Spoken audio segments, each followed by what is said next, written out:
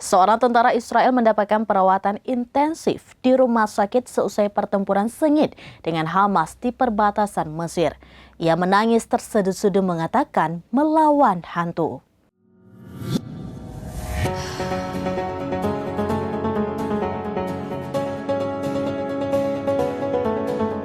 Seorang tentara Israel mendapat perawatan di rumah sakit seusai pertempuran sengit melawan Hamas di Kibbutz Kerem Shalom yang berada di perbatasan Mesir.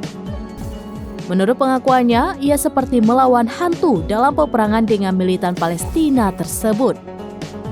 Adapun tentara Israel itu bernama Yair Figar.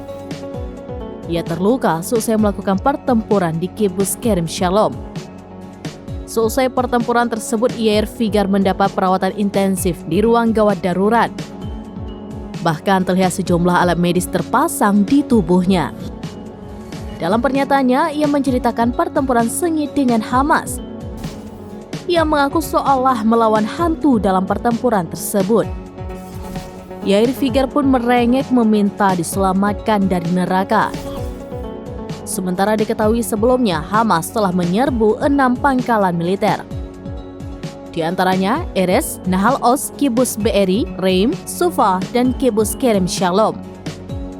Adapun Kibbutz Kerem Shalom berada di perbatasan Mesir.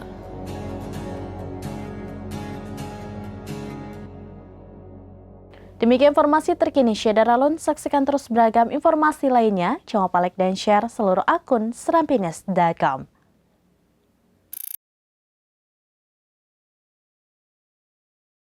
Download Tribun X sekarang, menghadirkan lokal menjadi Indonesia.